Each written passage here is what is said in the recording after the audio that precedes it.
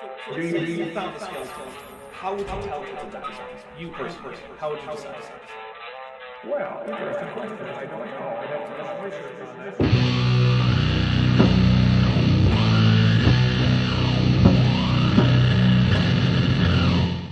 Hey there, YouTube, the Dapper Dinosaur here. I have repeatedly said that I would love to check in on Islamic anti-evolution content, but it's usually extremely boring. I'm glad to say that I've found a video that's on the interesting enough side of things for me to cover. This is a conversation between Muslim apologist Sabur Ahmad and the Muslim Lantern. In this discussion, they will ask and attempt to answer the question of whether or not evolution is a fact. Now, of course, there is the fact of evolution, that organisms change over time and that all organisms share a common ancestry. And there is the theory of evolution, which includes the models we use to explain the facts of evolution, and predict future data relating to it. So the answer to is evolution a fact is both yes and no in different ways. That being said, let's let Sabur and Lantern take it away. The theory of evolution, fact or fiction. And I want to say something important here, right? What is a fact? That's actually a good question, and not one that's as easy to answer as you might think. In science, the facts are generally the data. The masses of things, the length of things, their emission spectra, etc. Those are facts. In common parlance, though, it's more along the lines of something that is so likely to be true that to disbelieve it requires some intellectual perversity. In philosophy, we might say that it's a true statement. I like to usually use the version of something that's so likely to be true that to reject it would be perverse. I find it's the version that most people use even if they don't mean it. And if I want to use the other definitions, I'll probably let you know I'm doing that. Right. Something that we need to keep in mind, right? Now, let's leave the definitions of philosophical definition, jargon, and all of this nonsense. We're not going to get into that. I feel like getting into the definitions of the word you're using as the very topic of the discussion is important. But maybe there's a hidden Quran verse that I've missed all the times I've read the Quran that says that definitions are for infidels. Generally, when someone says something is a fact, they say that there is no doubt in that thing. I disagree wholeheartedly. There are almost no statements that can be made with absolute mathematical certainty. I might say that it's a fact that I live in Arizona, but maybe I'm actually a delusional brain in a vat in Kentucky. I can't say with complete confidence that I live in Arizona. Just with so much confidence that the other possibilities would be rather absurd to entertain given the current information I have. Does this mean it's not a fact I live in Arizona? I would argue that it is, in fact, a fact. There's no doubt in it. We agree on it. Agreement is even less necessary than certainty. People disagree with the facts all the time. I mean, there are flat earthers, anti-vaxxers, creationists, electric universe theory people, lost high technology people, ancient astronaut theorists, and people who think that Muhammad actually went into the sky where he found several layers of heaven on the back of a creature with a human head, a horse body, and bolted on bird wings. And that this trip started on the Temple Mount in Jerusalem. Obviously, people disagree about facts. The fact that the night journey was at best a dream Muhammad had doesn't mean that there aren't people who believe it. You know, it's a fact that water is wet. I'll not get into the difference between being wet and making things wet, and I'll just accept that. We're not going to get someone in the future who's going to come and disagree that, you know what, no, water. I'm not sure really that water is wet, but no, it could be wet sometimes and sometimes it could not be wet. Yes, we could have someone say that. I mean, we have flat earthers that exist, and that disagreement won't make the water change in the least. Fact is a fact. That's not a helpful sentence. So what happens is in the scientific community, what they do is that they sell you evolution as a fact. I like the idea that there are evolution salespeople, and not just, scientists and science communicators. Science doesn't need dawah. It works and so it builds on itself. And if you want to learn what the facts are as best as humans have worked them out about the natural world, you look to science.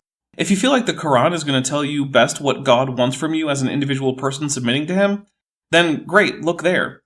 It has no bearing on the facts as determined by science. No doubt about that. You go to universities, if you study in university, study anything related to biology, it's already a fact. Yeah, it's the only unifying theory in all of biology. It's like complaining that your astrophysics class just assumes that gravity is real. They do that for a very good reason. All the evidence indicates that it is, and it's the kind of thing that ties the whole field of astrophysics together. Since, at those scales, matter is dominated by gravity. People believe evolution is a fact, right? Right. So, what I'm going to try to demonstrate now, is it really fact, or is it the opposite of fact? Is it fiction, right? That's not strictly speaking the opposite of a fact, I don't think. But who cares? And I want to say something important, right? There are a group of people, just before we get started, I want to make 2 points, right? First thing is that there are people who've already made up their minds. If you made up your mind, if you were willing to actually open your mind and to listen and to see what this person is going to present to me, then this kind of stream, I would say, is for you. Well, I went from anti-evolution to accepting evolution, and I'm okay with going back. But, you know, it'll be an uphill battle. But I guess this stream is for me, thanks Mr. Lantern, which I'm assuming is his last name, on the basis of being very confident that it's not. But also fairly confident that I'd like it if it were. If you already closed up your mind, it doesn't matter what this guy is going to say. It doesn't matter what he's going to bring up. You know, I'm not going to accept what he says. He doesn't know what he's talking about. Look at this Arab. I don't know why him being an Arab is important. It's not important to me. Is there a stereotype about Arabs that they're always wrong or something?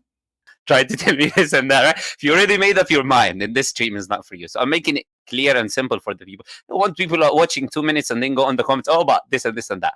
Watch the full thing. Deal. I will watch the full thing. Although I did cut out an invocation thing at the beginning, because my channel isn't about prayer, so I didn't include that. That being said, these guys and anyone else is welcome to pray, I don't care.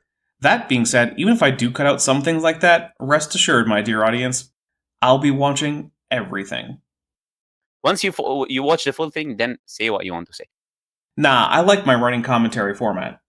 The second thing I want to say is that what we need to do as Muslims is very important here. We cannot be on the back foot. We cannot be on the back foot when it comes to evolution. What do I mean by that? That's my question too. I mean, I hope he means that Muslims can't as a group fall behind in terms of science literacy, and that they should stay active in science and spread knowledge of it within the Ummah. Unfortunately, I strongly suspect that's not what he means. Evolution is not our claim. Why are we trying to disprove something which is not our claim to begin with? I don't know. I kind of wish you wouldn't. And it's the claim of some Muslims, the ones who aren't science deniers, which I hope is most of them, although I've done far less looking into this topic than I have with Christianity, mostly because Christians far outnumber Muslims where I live, and among the people I talk to. In fact, I don't think I've had regular contact with Muslims since college, when I was doing things like taking Arabic as my foreign language, and helping immigrant students with their English skills or correcting my comparative religions professor about who Waraqa bin Nawfal was. I'm saying from the beginning, if you're moving from this perspective, you've kind of already lost. What you need to do is to ask that other individual to demonstrate to you why this is a fact. I mean, genetics, homology, ERVs, cladistics, phylogenetics, and let's not forget everyone's favorite.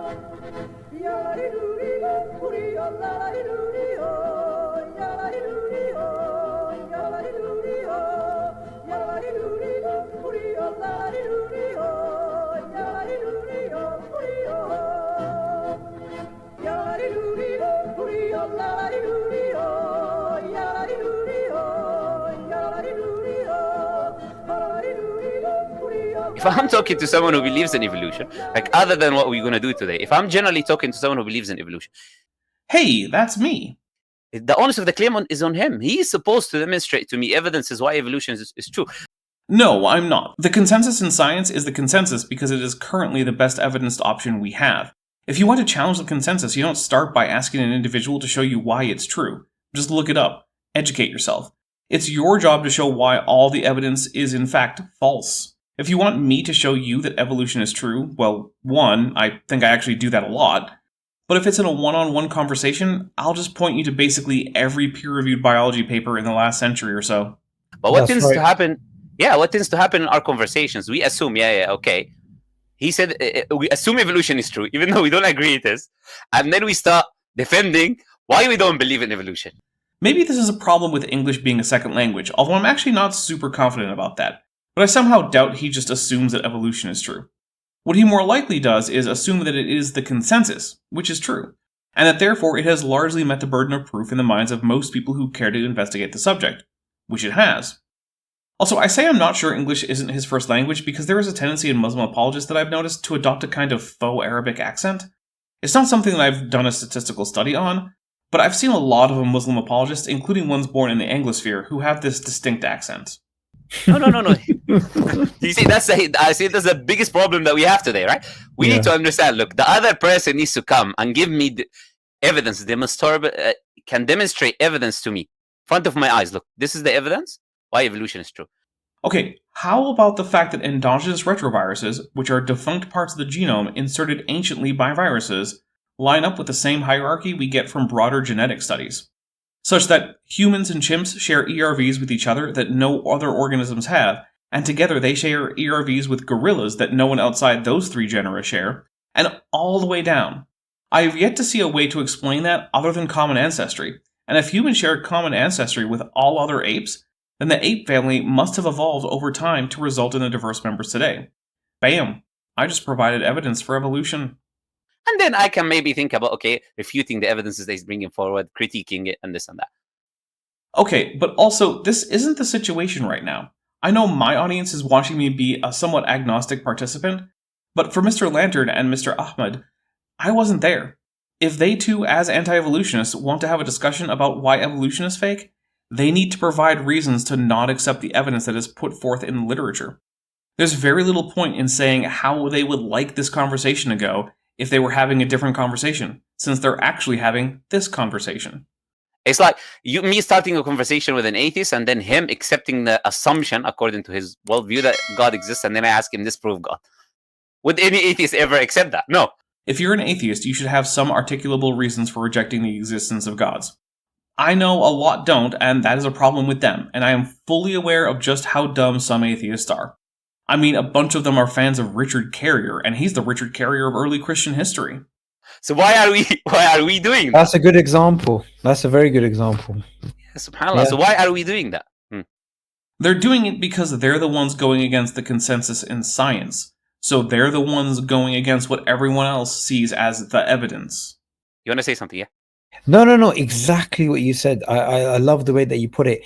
You know, if a Christian comes up to me and they are, sorry, not a Christian, sorry, a Darwinist comes up to me and they want to put the onus on me, I'm going to say, no, the onus is on you. You're the one that made the claim. Wow, they really are taking a leaf out of the online atheist handbook in just flatly rejecting any burden of justification for their position. Rejecting a claim isn't the default. You need reasons to reject it. Often those reasons are easy to find. Like if you tell me that you own a dog, but I know that you're allergic to dogs, that's a reason to reject your claim that you own a dog. If you want to reject a God claim or the claims of evolutionary biology, you similarly need reasons. So all Sabor and Lantern are doing is just being intellectually lazy. I'm the one who's silent. You're the one that's claiming there is a universal common ancestor. It was a blind random process. So what you did right now, I think will give a lot of people confidence. Good to know that Muslims as well as Christians just forget about the non-random parts of evolution. And yeah, going forward, that's going to be a theme. Because they know that they can just sit there, fold their arms, and they need to wait for the other side to give the presenting case. And all they need to do is challenge. That's the advantage of having a century or so of evidence and being well within the academic mainstream. When that's what you're doing, you have the presumptively correct position. Now, you should still be able to justify it, but the idea that all conversations about it need to start with you doing so is silly. The justifications are well known and published where it matters. That's not the case for anti-evolutionism, even if the claims of it are well known to me personally. I'm just weird like that. Okay, right. So we've got what we call quote-unquote evidence, right? Do you think he knows that all the laughing just makes him look like a fool? So I'm putting it in quotation marks for a very important reason, right? This is what people in the Darwinian field will present to you as evidence. Well, those things are part of it, although I have no idea what number 6 rational problems is supposed to mean. I don't know if there's anything else that we can consider to be evidence anyways, but let's say this is the bulk of what is considered to be evidence. This is the main topic, this is the most important thing. I mean, I would consider the twin-nested hierarchy of morphology and genetics to also be really important. Also, embryology and endogenous retroviruses treated on their own. Obviously, fossil record, vestigial organs. We'll go into what vestigial organs are if someone doesn't know. Homology, and obviously that natural selection is the blind processes that happen based on your environment for survival and reproduction, etc. I know that calling it blind natural selection is supposed to imply that it's unaware of the world, which is true. Natural selection isn't a conscious agent, but so what? The process of natural selection doesn't need senses. It's simply the outcome of differential reproductive success. Do you think Sabor and Lantern are going to say that all organisms reproduce at the average rate for their species? That would be hard to believe while also being a human who presumably knows people who didn't reproduce, people who only had one child, and people who had 2, 3, 4, or maybe even 5 kids. We've got random mutations. The mutations happen randomly and all of the story. And then we've got similarities in genes, humans and chimpanzees, and different animals with each other and all of that, right? Alright, so maybe 6 isn't supposed to be evidence for evolution. It's just their last talking point. Not sure why they wouldn't separate it into a new section so it's not under the heading evidence, but hey, I'm not in charge. Then lastly, we're going to talk about some rational problems that we have with the theory of evolution as a theory, right? Hey, I was right. And I'm going to go into an important thing later on, what I mean by the rational problems, okay? Let's go on to the first thing, inshallah. Okay, so the important thing is this. Darwin, when he put his theory, in chapter 6 of his book, obviously here, Origin of Species, chapter 6, difficulties in the theory, right? He put this chapter about the problems and difficulties that can come up with his theory, etc. And he said something interesting here. Ooh, my dino sense is tingling. I think they're about to quote the first edition of Origin of Species and not the 6th and final edition. He said that as this theory, innumerable transitional forms must have existed. He put forward this thing, which every evolutionist comes up to us with as well. I will explain why they come up to us with this idea. They say that, look, there's thousands of creatures, there's thousands of animals, thousands of things which have evolved on a long, gradual period of time and gradual process that took billions and millions of years. Why is this important now? Because the people who will deny this today, based on certain individuals, they still, when we ask them, can you show us a transitional creature today that have evolved? They always use this excuse of gradualism. No, actually they don't. Or at least I don't. I just show you transitional forms in the fossil record. Like here's Protoroctopus, a basal vampiropod that's transitional between vampire squid and octopus. Also, it looks like the dino sense was a false alarm, and this quotation exists in both the 1st and 6th edition. I do think, however, that it's important to note that by the time of the 6th edition, chapter 10 is about the imperfection of the geological record, and in the final paragraph we read, quote, "The several difficulties here discussed, namely that though we find in our geological formation many links between the species which now exist and which formerly existed, we do not find infinitely numerous fine transitional forms closely joining them all together. The sudden manner in which several groups of species appear in our European formations, the almost entire absence, as at present known, of formations rich in fossils beneath the Cambrian strata, are all undoubtedly of the most serious nature. We see this in the fact that the most eminent paleontologists, namely Cuvier, Agassiz, Barrand, Pictet, Falconer, E. Forbes, etc., and all our greatest geologists, such as Lyell, Murchison, Sedgwick, etc., have unanimously, often vehemently, maintained the immutability of species. But Sir Charles Lyell now gives the support of his high authority to the opposite side, and most geologists and paleontologists are much shaken in their former belief. So even at the time of the 6th edition, geologists and paleontologists were reversing course on this. And let's not forget that Archaeopteryx was found shortly after being a more or less perfect transitional form between what was then thought of as a reptile and a bird. So when it suits them, they say, oh, this takes thousands and thousands and thousands and millions of years. I mean, at a minimum, it can happen in a few minutes. But if you want to watch the whole thing from the first life on, then yes, it's thousands of millions of years of time. But also, if you want to see a living transitional form, just look at a dragonfish, which is transitional between a pipefish and a seahorse. See, that didn't take a billion years. But when it doesn't suit them, they say, oh yeah, we don't have to believe it took it's a long process. And I need you guys to pay very close attention to. I'm trying to pay attention, but Lantern here is bouncing all over the place, and he's very hard to follow. It's almost like he wants his audience to be confused. Because you will see in everything that they present, there's a contradiction. And I'm sure those will be pointed out as we go. They self-contradict themselves literally in every action that they do, okay? No, not okay, because I'm happy to put myself under the umbrella of those people for the purposes of this video. I don't find myself contradicting myself in everything I do. Like, sometimes I go get a non-contradictory glass of water. Sometimes I point out that Pezosiren is a transitional form between Serenians and their terrestrial ancestors, without contradiction. Sometimes I point out that the whole history of life on Earth has lasted billions of years, but the history of, say, canines is only a few tens of millions of years old, all without contradiction. So unless I'm given an example or two of this pervasive contradictory behavior, I'm going to have to assume Lantern is just making this up. Okay, so Darwin here, he said that we need to have this massive amount of fossils of transitional creatures. No, actually, he didn't. He gave reasons, mostly in Chapter 10, as to why we don't need those. But he also gave plenty anyway.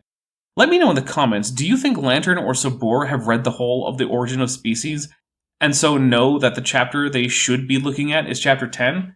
And are they being dishonest by not doing so? Do you think that they have not read it and are just copying someone else's cherry-picked quotation? Or do you think that they're just complete morons? I'm leaning towards the first option. Further, of course, is the point that Darwin's book was published quite a while ago and isn't exactly cutting-edge science. If you take a course in evolutionary biology, you're not going to be reading Darwin. You're going to be referencing the recent work in the field, much of which supports Darwin's ideas, but some of which does not. And the parts of Darwin that were not supported, such as gemmules, have been discarded. Darwin isn't Rasul al-Ilm. He's just a guy who published a book about biology that was mostly right, and it spawned the theory that is today the overarching theory in biology. That whenever we get, you see here is different levels here. Obviously, you've got the Cambrian, etc. All of these are different levels in the soil. Look, I don't know if this is a language thing, so I don't want to be too harsh, because I think that English isn't Lantern's first language, but the layers in the geological column are not in the soil, they're in the rock. You're not going to reach them with just a shovel from the hardware store. You're going to need picks and hammers, maybe even dynamite. And because it was a gradual process, then when we go in the first one, we will see the latest creatures that have evolved. When you go deeper and deeper and deeper, you'll find now less evolved creatures. That has to do with the law of superposition that states that in an undisturbed column of sediment, the younger sediment is on top. It would remain true even if the things that deposited the sediment were not gradualistic. Also, calling something more evolved doesn't really mean anything. Just stick with earlier and later organisms rather than more or less evolved. The more you go deep. So this is what the theory is. This is a general understanding of how the fossil record works, right? Very generally. Each of those periods are broken up into stages, and even the stages are often broken into parts like early and late. So Darwin himself knew that we're not finding all of these transitional forms. Yeah, we'll just ignore Archaeopteryx, which he knew about. That's unwanted nuance. So he continued to say, after saying that they must exist, so he is making the claim, not us, he's saying that they must exist based on the idea.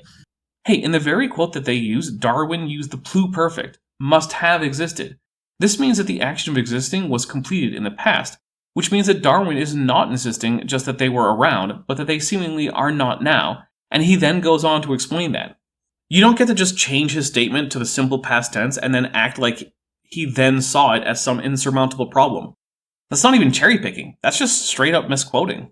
Of gradualism and slow evolution, etc.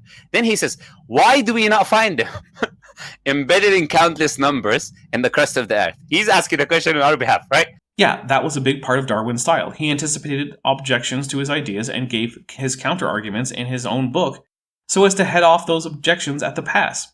It's actually quite a clever thing to do. We don't need to ask the question. He's asking. Now, how did he answer the question? It is hilarious how he answered the question. He said, I'm going to talk about that. It will be more convenient to discuss this question in the chapter on the imperfection of the fossil record, basically. I'm not sure why that's hilarious. Like, is it hilarious that he wanted to answer most of the objections in Chapter 6, but he thought that the response to this one involved enough to warrant its own chapter? Like, is that the joke? It's not a very good joke. Do you think the joke is actually that Lantern didn't bother to read Chapter 10? He made a chapter and he said, the fossil record is not perfect. It's not, but he went to great length explaining why, and how it is that we also haven't found everything that's in it. And went on to note that paleontologists and geologists were coming around as more and more fossils were uncovered. And then, not long after the publication of the final version of the book, an unambiguous transitional fossil was found. How does that justify your theory or anything that you said? It doesn't, and it was never supposed to. It's a response to a criticism of the theory. It's an attempt to deflate an objection, not a positive indication of the truth of the hypothesis. But you know who can deflate objections to evolution like champs? People who subscribe to this channel. So why not check to make sure you're subscribed and have notifications turned on? While you're at it, hit the like button. That has nothing to justify everything. That cannot amount to the claim that you guys make. There is an innumerable amount of transitional forms and creatures. We need to find them. They have to be. When we finding all of these creatures, we need to be finding all of these fossils that lead us, for a fact, that evolution took place. Why are we not finding them?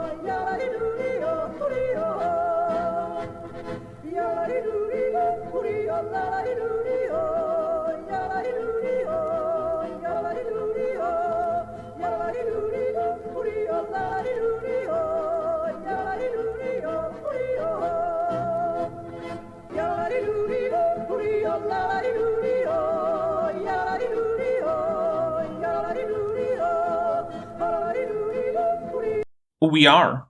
Right? Then we had what we call a very interesting thing that brought even more problems on this idea, which is the idea of the Cambrian explosion, right? Oh great, we're about to go full Meyer. So we've got this layer here, Precambrian and then Cambrian. We've got something called the Cambrian explosion. We found so many fossils from that period, and all of these fossils, they do not support the idea of gradualism, and that creatures took all of this time to evolve and this and that.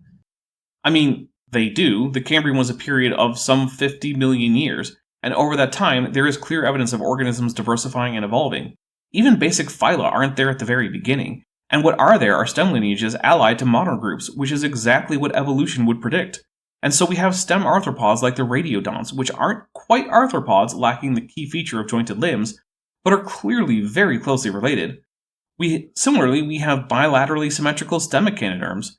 All of this is an absolutely amazing confirmation of the theory of evolution. We found all of these creatures. So we find this... Trilobite, sorry. Fun fact, there are no trilobites from the first 10 million years or so of the Cambrian period. I guess they didn't just show up suddenly at the beginning of the Cambrian fully formed.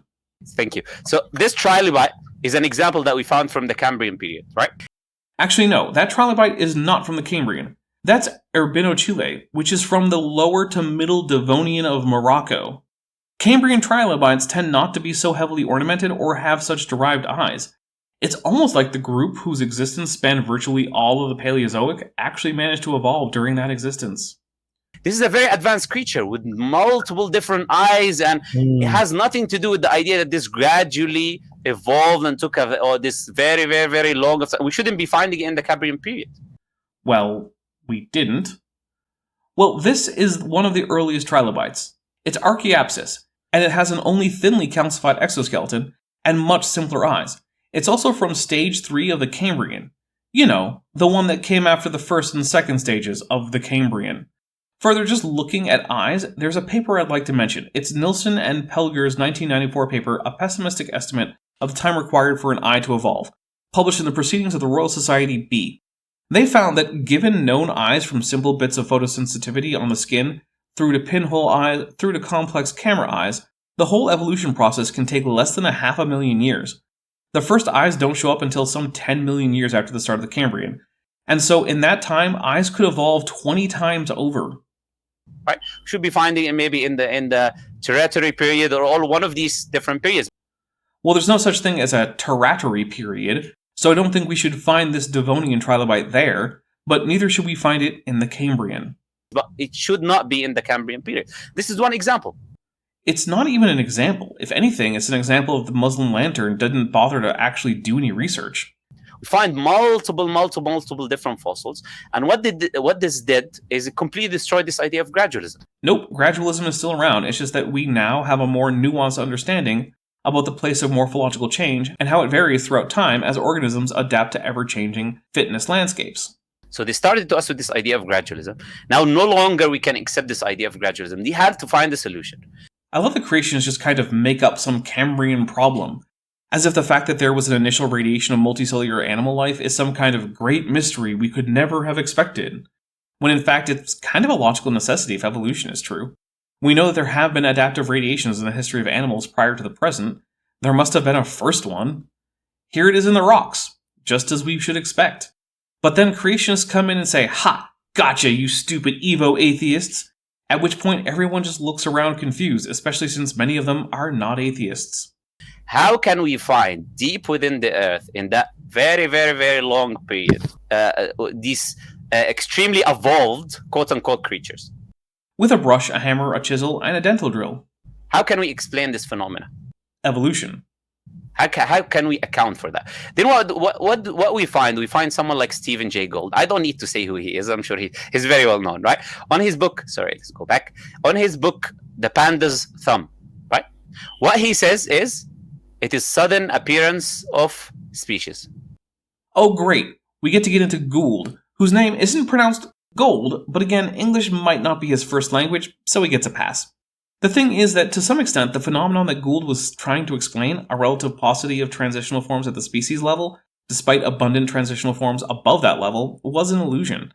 In the decades since, we have found more fossils, and we now have some species that we can say with confidence directly evolved into other species in the fossil record, and we can evidence this with a smooth, gradual transitional series. Further, he was somewhat right in that it is true that when a population enters a new environment, they will undergo relatively rapid evolution, but this is still gradualistic in the sense meant by Darwin, in that the change is not driven by a sudden single-generation macromutation. But Gould's ideas about population selection and a fundamentally new mechanism for evolution are simply wrong and have been rejected. Okay, can you explain? Yeah. Can you explain why? Can you explain how? No, because Gould didn't believe in the sudden appearance of species in the sense of a brand new species popping out of an egg one day. The actual mechanisms behind the relatively sudden appearance of species in the fossil record are just the ordinary mechanisms of evolution. Can you explain? So what they started saying is that, you know what? It's not that all of these things have evolved, because we found different things like ants, for example, that have not evolved, and all of that, right? All of these different fossils from the Cambrian period. Ants didn't evolve in the Cambrian period. The oldest known creature that can be reasonably called an ant is Phycomyrma, from the Cretaceous. Interestingly enough, it is in fact a transitional species between aculeate wasps and modern ants, meaning that yes, ants have evolved. Weird how apparently in anti-evolution groups you can just say things, and as long as they sound right and fulfill the biased expectations of your audience, you can get away with it. There's no explanations for it. That Mr. Lantern hasn't looked into the explanations doesn't mean that they don't exist. So what they did is that they shifted the goalpost. They said, you know what? Some creatures, they will have sudden appearance, sudden evolution, quick sudden evolution, while the other ones will take a gradual and transitional period without giving any justifications. What is the justification? I have no idea what he's even talking about. If you think you do, please let me know in the comments. We found something that goes against our theory. Which, no, we didn't. Now we're going to shift and twist and change what we were saying into trying to fit this new information into our theory. Okay? But this has a lot of problems. So as we said, they're not giving us why. Well, yeah, because near as I can tell, they aren't a real group. They're just some fictional entity that's a straw man of evolutionary biologists that some Muslim apologists came up with one day. Not giving us reasons and evidence behind them, given this idea that, okay, some of them are like this and some of them are like that. The second thing is how. How would an animal or a thing evolve very quickly, suddenly, by itself, by random processes? While adaptation can be quite rapid, especially upon finding oneself in a new environment, some traits will be hugely beneficial and will spread very rapidly. A recent example can be seen in Tasmanian devils, who have 2 forms of transmissible cancer, which are widespread in the population and lower the life expectancy of the animals from some 5 or 6 years to just under a year. And as a result, they have gone from achieving sexual maturity at around 2 years to doing it in just under a year, and reproducing on average only once in a lifetime instead of 2 or 3 times. And near as anyone can tell, this has happened in the span of less than 30 years, because by all evidence the transmissible cancers didn't evolve until the mid-1990s. That's a rather major change in the course of only about 15 generations or so. Natural selection can force adaptation very rapidly. So you were given the excuse. This is a big issue now, right? Because they were given the excuse of natural selection. This happens in a long period of time based on the environment and this and that. A long period of time is a relative thing. On a human timescale, yes, it does tend to take a long time for observable evolution to happen. But when you're talking about the fossil record, 100,000 years is a very short amount of time. So natural selection is both gradual and can also be rapid without not being gradual. Because timescales matter. So how can you account for this very sudden, perfect evolution, if you want to use that term? I don't want to use that term because I have no idea what would make evolution perfect or imperfect. It's like saying we have perfect gravity. It doesn't mean anything. That happens at a certain time suddenly. How can you account for that? How can you explain that? It is the job of neither scientists nor science communicators to explain how a strawman version of a scientific theory is supposed to operate. I have already explained the real way evolution does operate, not just here, but across my channel. And what we would say is it's impossible to explain. For example, of course it's impossible to explain. It's an intentionally absurd strawman. Animals like giraffes, right? What they said is that they didn't have that long neck. Well, giraffes have always had somewhat long necks, but as you can see this Paleotragus, they certainly didn't always have the absurd stilt necks of modern giraffes. They were trying to eat from the trees, so they were extending their neck, extending, and through a gradual process, their neck started like stretching. You know how ridiculous these things happen when you start to actually listen to their claims, right? That's not evolution as it's currently understood. What's being described is Lamarckian evolution. That idea has been known to be largely false since the 1930s, so, almost a century. I think right now, when it comes to the triangle beam, we have someone who definitely did not choose well-informed. Honestly, I was under the impression that Sabor was a bit better informed than this, and I'm surprised he doesn't seem to be jumping in to correct Aho. And then it started to stretch, until it started reaching the leaves and started eating from the food. Now, what is the problem there? Is if we assume sudden evolution, are you trying to say to me that the blood vessels, the bones, tissues, the heart, everything related to blood evolved suddenly all together in the perfect manner that the giraffe is not going to die? No, because the evolution of the giraffe was neither sudden nor Lamarckian. We have a full transitional series of giraffes with varying neck lengths. Let alone now to go to speak about the breathing system of the giraffe and all of these things. I can't tell if he said the breeding or the breathing system of giraffes, but neither need much special explanation. They're pretty standard mammal lungs and mammal genitals. If there is a sudden evolution that took place, which there wasn't, at least not in the sense of being so fast it can't be accounted for by known evolutionary mechanisms. How come that happen that all of these organs and everything in the body changes in the perfect way, in the perfect time for that creature to survive without any external factors? I don't know what that means. If in embryo the neck of an animal grows longer, then the nerves, muscles, tendons, and blood vessels will grow along with it. That's how embryology works. These structures respond to various chemical signals and so grow towards certain parts of the anatomy regardless of whether the neck or the limbs are short or long. You don't need one mutation to make the cervical vertebrae long and then another to make sure that the blood vessels still get from the heart to the brain, and yet another to make sure that the nerves get from the brain down to the heart. Now that's a claim I want to ask Stephen Jay Gould if he was here. I would ask you that question. Stephen Jay Gould may not be here, but there are plenty of evolutionary biologists who are here and can be asked. I've had some on my channel. Can you account for how it is possible for an animal like a giraffe, which has all of these massive changes? If you looked at the blood system for a giraffe, how the blood goes from the heart to the brain. If we're here talking about the so-called valves in the blood supply that prevents a giraffe from fainting, they're just extra flaps of the same tissue that makes up the wall of the blood vessels, and even a little bit of extra can help with the backflow problem. So incremental evolution as the neck elongates is all that's needed to explain this. Neck gets a bit longer, so now it needs a bit extra resistance to backflow. So those animals that get a mutation that make a few flaps of tissue grow in the blood vessels are at an advantage. This pressure stays as long as the necks are elongating, so those two traits evolve in parallel. Natural selection is acting on the whole organism. It, unlike artificial selection, will not simply select for some gross morphological feature, like neck length, without also selecting against those animals who cannot maintain that morphology without serious problems like fainting. In all of this long neck, you'll be shocked. Are you telling me that, just random chances? Okay, this is the first thing that we want to talk about, okay?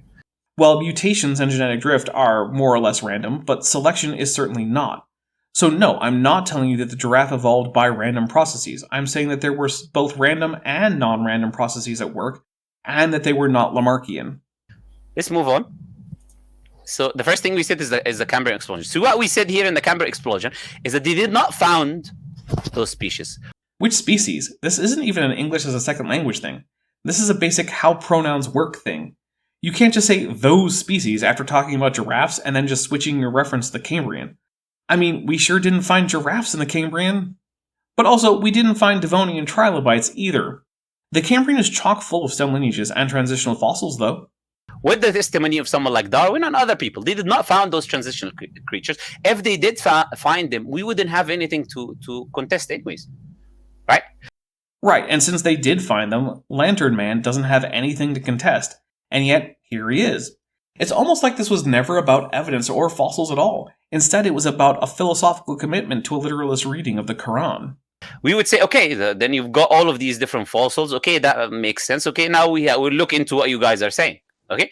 And yet, despite science doing its part, apparently Sabor and Lantern have not done theirs and looked into it. But they don't have it. So what did they do? They went out and found the fossils.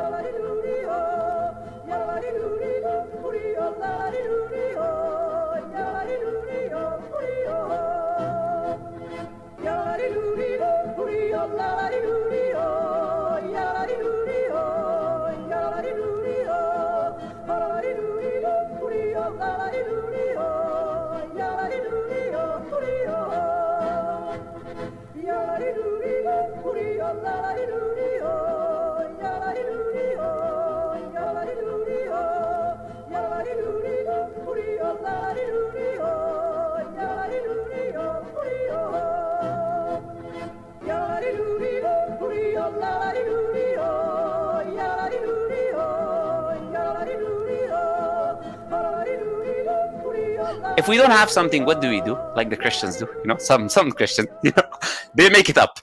I mean, I keep showing the transitional fossils. None of them are made up. Sphecomirma isn't made up. Hycoichthys isn't made up. Australopithecus isn't made up. Pakicetus isn't made up.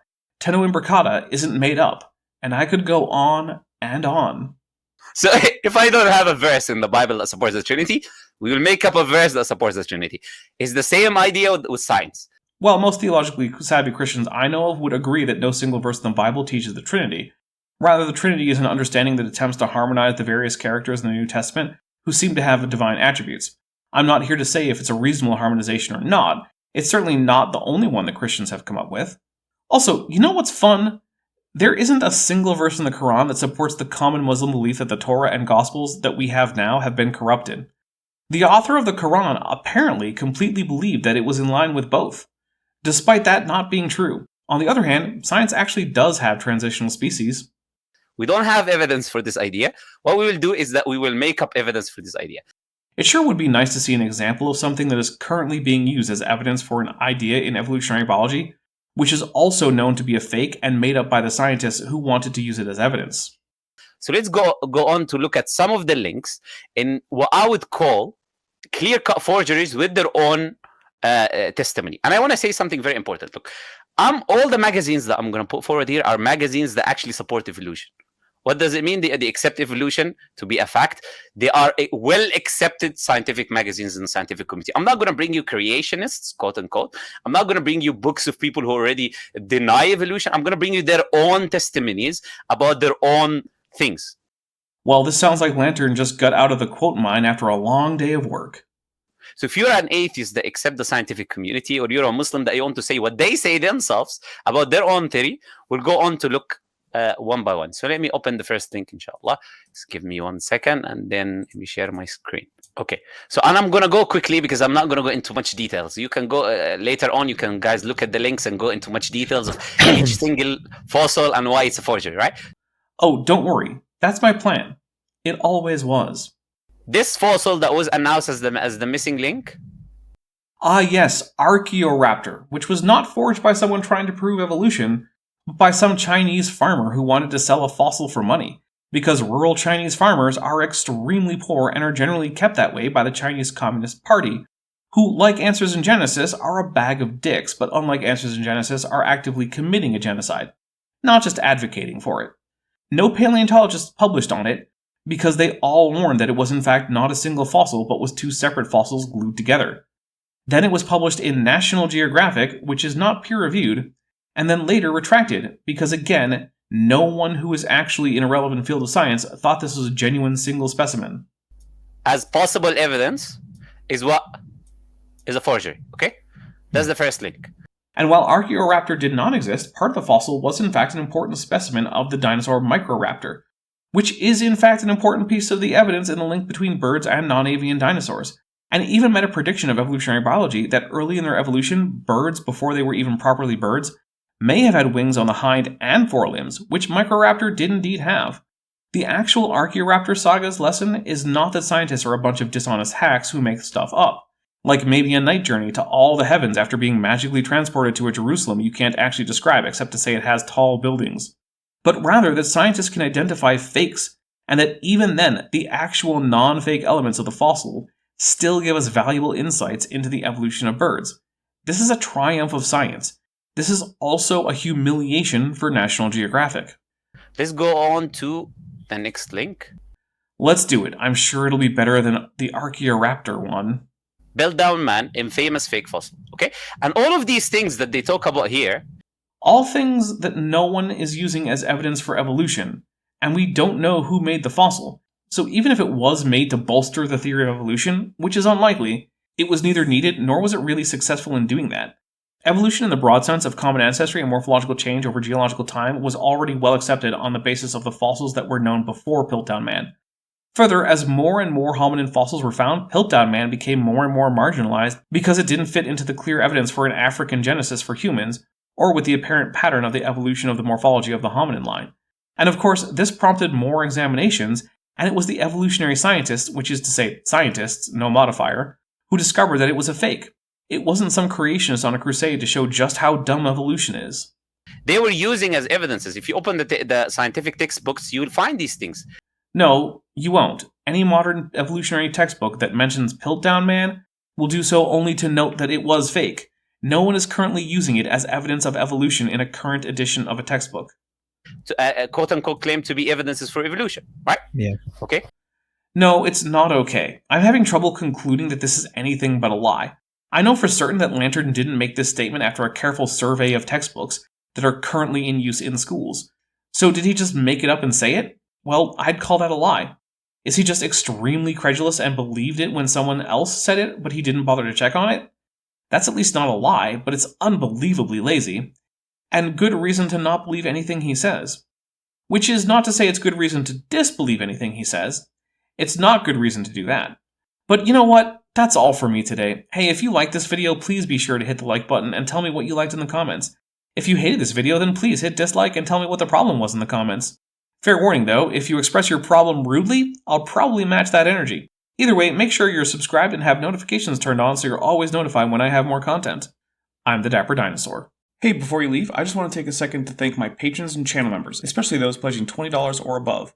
Benthoven, Phil Guevara, Tapioca Weasel, Whispers, Denny5252, Elron Teller, Horseflesh, Ian Chen, Landon Knoll, Mabbity Babbity, Monkey They Them, Robert Carpenter, Sphincter of Doom, Vollus, Eddie McCoy, Ita V, and Strawberry Vein. It's because of my channel members and patrons whom you're seeing on screen that this channel can stay afloat. Without you, it would all shut down.